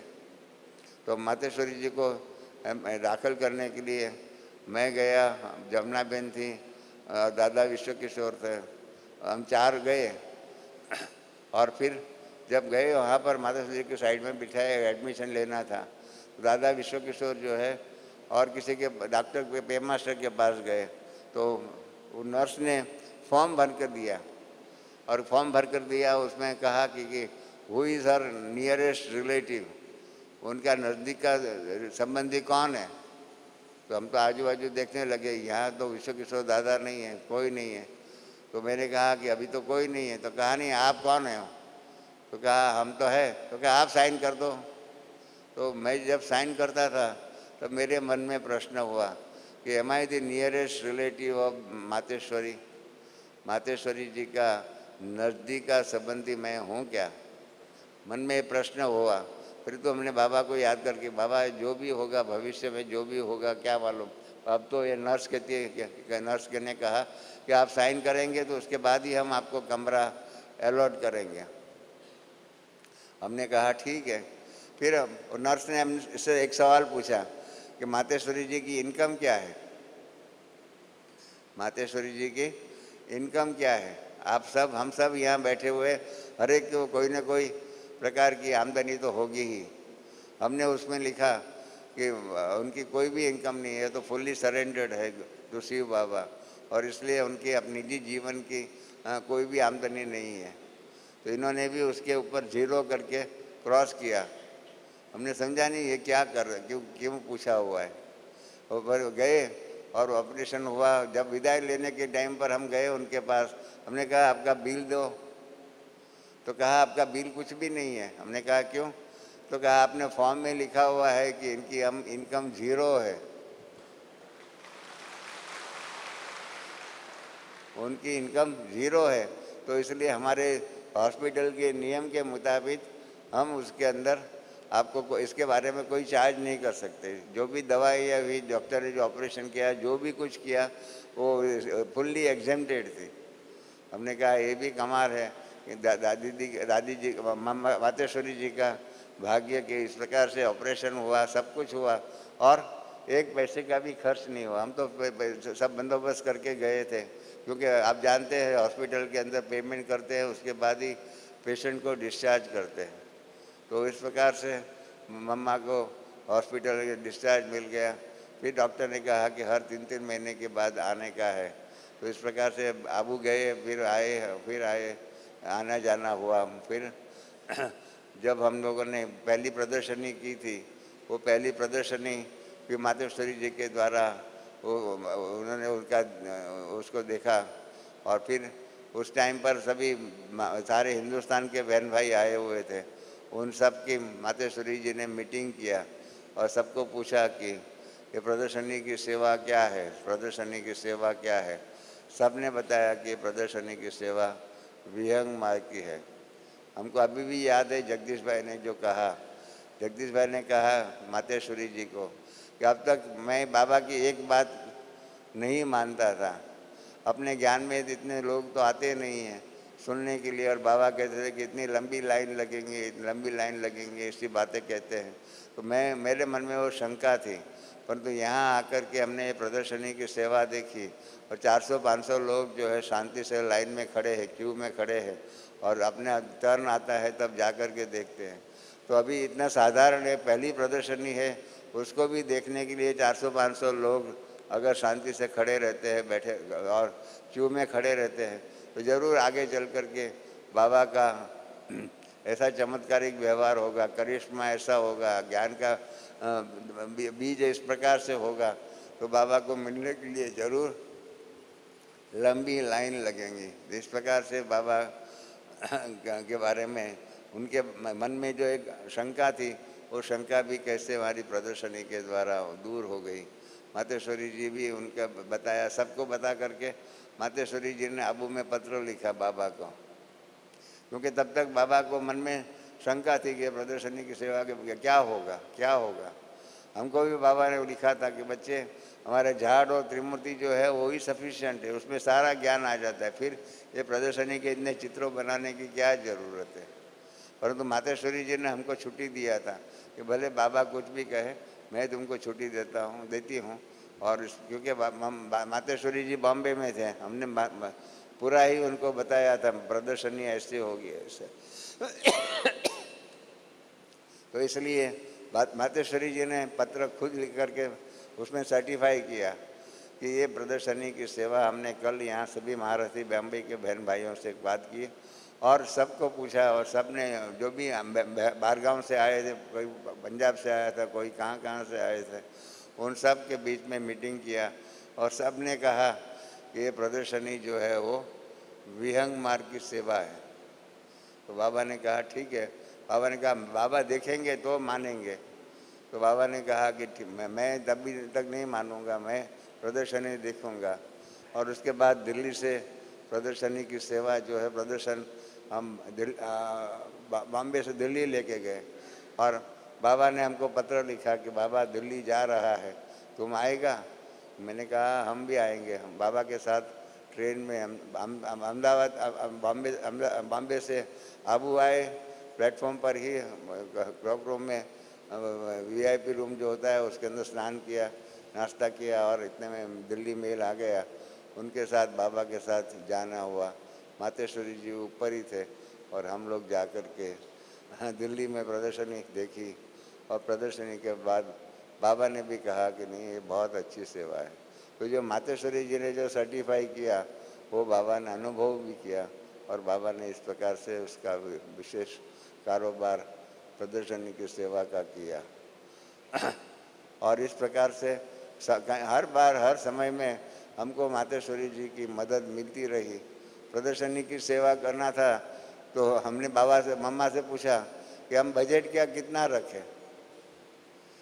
तो मम्मा के मुख से निकल गया 750 रुपया उसका बजट होना चाहिए।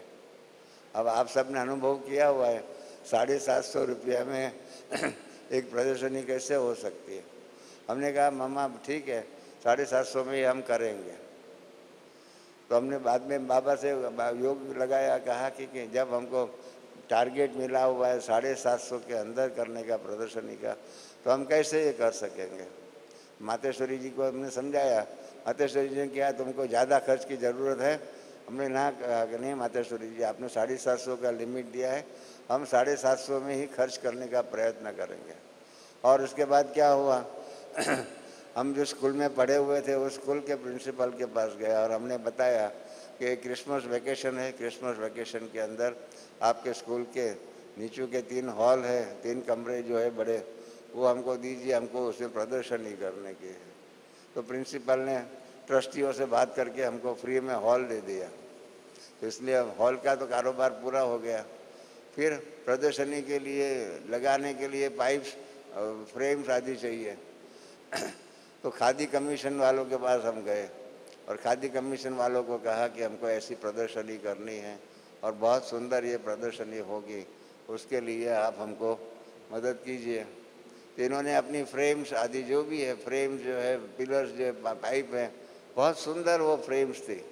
आज तक हमने ऐसे फ्रेम अभी तक हमारे प्रदर्शनी में वो लगी नहीं होती। बाद में तो महेंद्र भाई ने, जो भोपाल के महेंद्र भाई है, उसने अपने तरीके से फ्रेम बनाई, परंतु जो खादी कमीशन की फ्रेम्स थी बहुत सुंदर थी और खादी के कपड़े में थी। तो इस प्रकार से वो प्रदर्शनी के लिए पाइप आदि मिल गए। डेकोरेशन के लिए भी स्कूल के अंदर कुर्सियाँ टेबल थे, खाली एक स्टेज बनाना पड़ा, उसका खर्चा हुआ और थोड़ा लिटरेचर जो है निमंत्रण का वो छाप करके दिया। महाराष्ट्र का गवर्नर जो है उसने आकर के उद्घाटन किया और इस प्रकार से प्रदर्शनी की सेवा की शुरुआत हुई। तो मैंने मातेश्वरी जी को जब हिसाब भेजा और मैं सन्मुख में भी गया था तो मैंने बताया कि आपने 750 कहा और 750 के अंतर्गत पहले तो मेरे मन में शंका थी कि कैसे होगा, परंतु हमने अनुभव किया कि अगर बाबा की और मातेश्वरी जी की मतलब जो भी बातें होती है उसके वो पूर्ण श्रद्धा से काम करते हैं तो पूर्ण श्रद्धा के रूप में बाबा से पूरी मदद मिल जाती है और जो टारगेट बाबा देते हैं उस टारगेट को हम कंप्लीट कर सकते हैं। ये हकीकत है, इतना हकीकत है ये। इसके कारण हमारा दृढ़ संकल्प हो गया कि बाबा के मम्मा के बातों के ऊपर पूर्ण विश्वास करना चाहिए। वो इतने तक हो गया कि 71 में हम विदेश गए। 71 में हम 6 लोग विदेश गए। बाबा भी अव्यक्त हो गए थे, मातेश्वरी जी भी अव्यक्त हो गई थी, दादा विश्वकिशोर भी अव्यक्त हो गया था। हम 6 को बाबा ने छुट्टी दिया। भारत सरकार ने हमको फॉरेन एक्सचेंज दिया था प्रति डेलीगेट $6। $6 में वर्ल्ड की टूर टिकट यहाँ से ले लिया, पर सारी दुनिया का चक्कर हम कैसे लगा सकते हैं। तो कईयों ने हमको पूछा, शील दादी हमारे साथ में थी, उन्होंने भी कहा रमेश ये $6 में कैसे होगा। मैंने कहा $6 भी बहुत है। पहले ज़माने में बाबा के पास से आप जब विदेश, जब आप कोई बॉम्बे गया, कोई दिल्ली गया, तब कहाँ था आपके पास, ज़्यादा कहाँ पैसे थे। तो इसलिए $6 भी बहुत है। और $6 के आधार पर जब हम प्लेन में बैठे तो एयर होस्टेस जो है हेडफोन लेकर के आई। तो जगदीश भाई ने कहा ये क्या है हेडफोन, तो क्या हेडफोन है, तो क्या है, तो गीत आपको सुनना हो हमारे यहाँ ऊपर टीवी में आता है, वो जो भी सिनेमा दिए वो देखना हो तो आप देख सकते हैं।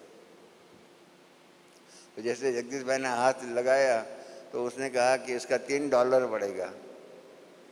$3 पड़ेगा। तो जगदीश भाई ने मुझे पूछा कि रमेश ये तो $3 कहता है, क्या कहती है ये माई, तो क्या करूं। मैंने कहा जगदीश भाई आपको सोचना है हमारे पास $6 है और $6 में से $3 खाली हेडफोन के द्वारा गीतों सुनने के लिए आप खर्च करेंगे तो बाकी $3 में कैसे कारोबार होगा।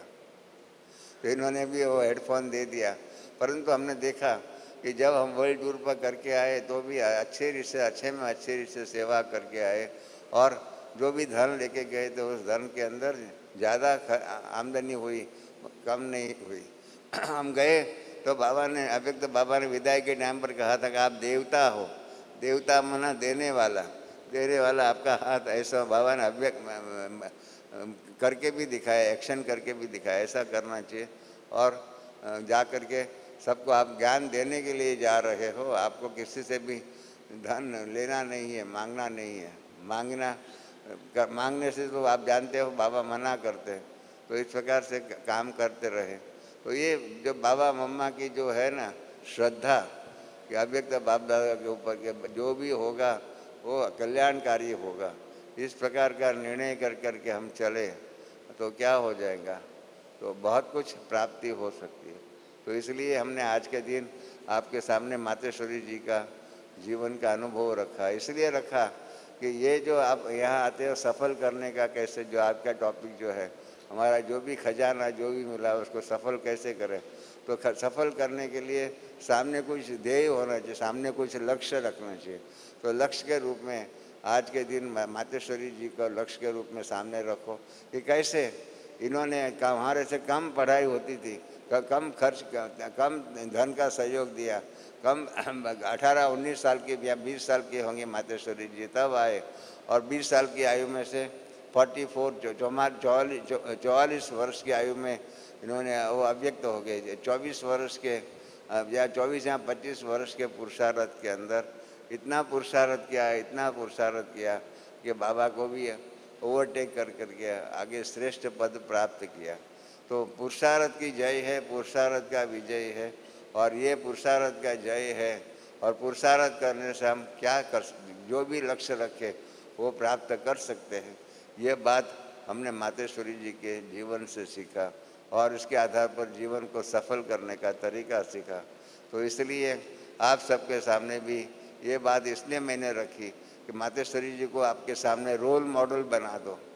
रोल मॉडल बना करके मातेश्वरी जी जो है वो भी अपने जीवन को ऐसे सफल कर सकती है। जिस ज़माने में ज्ञान का कोई गहराई भी नहीं थी, इतनी भी बातें नहीं थी, और फिर भी कैसे कारोबार हुआ, कैसे कारोबार चलाया मातेश्वरी जी ने, उनको इतना अनुभव भी नहीं था तो भी कैसे हुआ। मातेश्वरी जी ने कहा कि जब बहनें समर्पित होकर के आई यज्ञ में, और सबके पास कपड़े भी नहीं थे, कुछ भी नहीं था, एक रात में मतलब मातेश्वरी जी ने उस ज़माने में 1936-37 में 30,000 रुपये का कपड़ा खरीद किया, और कपड़ा खरीद करके दूसरे दिन सुबह सबको ये जो कपड़े आदि दिया, और उसके आधार पर उस यज्ञ का व्यवहार चला। तो इस प्रकार से अनुभव ना होते हुए भी हम मातेश्वरी जी ने ऐसा कारोबार किया कि यज्ञ का कारोबार सफलता के आधार पर हम बहुत ही अच्छी रीत से चलाया। मैंने आपको कहा ना कि कन्या के रूप में थी। ओम शांति। मैं अंत में आप सबको यही कह रहा था कि आप सब भी यहाँ भट्ठी में आए हुए हैं, और बहुत आप सौभाग्यशाली है, हम सब सौभाग्यशाली है कि मातेश्वरी जी के अव्यक्त दिन पर ही हम यहाँ पर है। तो इसलिए हम सब एक दृढ़ संकल्प करें कि हमारे जीवन का रोल मॉडल जो भी होगा, जिसके हम फॉलो कर सके, सहज रूप में फॉलो कर सके, ऐसा मातेश्वरी जी का जीवन था। और इन्होंने 24 साल के ही पुरुषार्थ के अंदर इतना ऊंच पद प्राप्त किया, तो हम तो उनसे भी ज़्यादा समय से पुरुषार्थ में लगे हुए, तो क्यों नहीं हम भी श्रेष्ठ पद प्राप्त कर सके। तो इस प्रकार से ये श्रेष्ठ पद प्राप्त करने का हिम्मत कहो, बल कहो, मातेश्वरी जी को अगर हम सामने में रखेंगे तो मातेश्वरी जी के द्वारा श्री बाबा भी हमको इतना श्रेष्ठ पद देंगे। तो इस प्रकार से आप सबको हमारा अनुरोध है कि आप मातेश्वरी जी को रोल मॉडल बनाइए, और उनके आधार पर इन्होंने जैसे अपने जीवन को सफल किया, अपने व्यवहार को सफल किया, जो भी चीज़ थी उनके पास वो सब सफल करके जीवन को श्रेष्ठ बनाया, हम भी उस प्रकार से अपने जीवन को श्रेष्ठ बनाने का पुरुषार्थ करें। और परमात्मा शिव बाबा आप सबको, हम सबको ऐसा श्रेष्ठ पुरुषार्थ करने के लिए निमित्त बनावे, बल दे, और हम भी ऐसा श्रेष्ठ पद प्राप्त करने का तीव्र गति का पुरुषार्थ करें। यही प्रेरणा लेकर के यहाँ से अपने घरों में जाएंगे। ओम शांति।